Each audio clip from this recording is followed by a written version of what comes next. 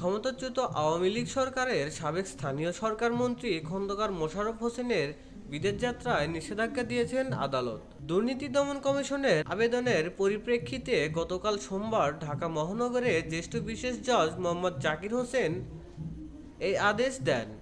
তবে নিষেধাজ্ঞা দেওয়ায় বিষয়টি জানা গেছে আজ মঙ্গলবার। সংশ্লিষ্ট সূত্রগুলো বলছে, সাবেক স্থানীয় সরকার পল্লী উন্নয়ন ও সমবায় মন্ত্রী খন্দকার মোশাররফ হোসেনের বিদেশ যাত্রায় নিষেধাজ্ঞা চেয়ে গতকাল আদালতে আবেদন করেন দুদকের উপপরিচালক মোহাম্মদ সালাউদ্দিন। নিষেধাজ্ঞার আবেদনে বলা হয়, খন্দকার মোশাররফ হোসেনের বিরুদ্ধে ক্ষমতার অপব্যবহার, বিভিন্ন অনিয়ম ও দুর্নীতির অভিযোগ রয়েছে। তার বিরুদ্ধে সরকারি অর্থ আত্মসাৎ করে নিজের নামে পরিবারের সদস্যদের নামে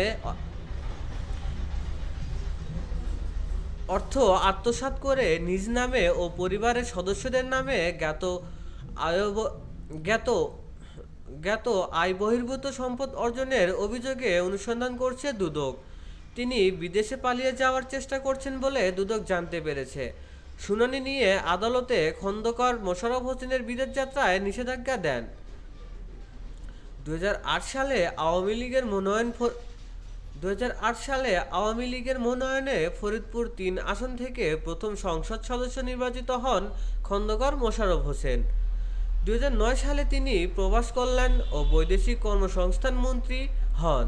এরপর ফরিদপুরের আওয়ামী লীগের রাজনীতিতে একচ্ছত্র নিয়ন্ত্রণ প্রতিষ্ঠা করেন। তার অনুগত ব্যক্তিরা বিভিন্ন সরকারি সংস্থার উন্নয়ন কাজের দরপত্র নিয়ন্ত্রণ, চাঁদাবাজি ও জমি দখল করে সম্পদের পাহাড় গড়ে তোলেন বলে অভিযোগও রয়েছে।